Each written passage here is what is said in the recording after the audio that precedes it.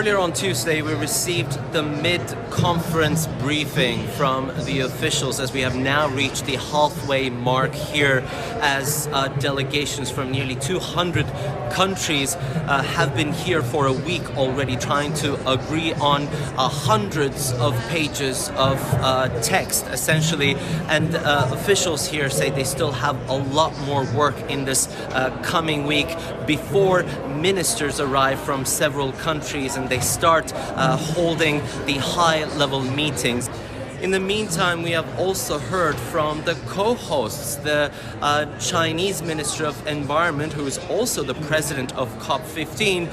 Huang Ronqiu, as well as his Canadian counterpart, Stephen Guilbeault.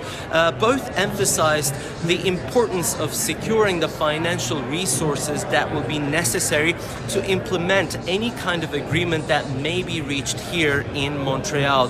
They have also mentioned that it will be necessary for the developed nations to essentially make stronger pledges and commitments in terms of funding, especially for the global south and the African nations, because it's that part of the world where the majority of the biodiversity is actually at stakes. And the other important issue they raise is the fact that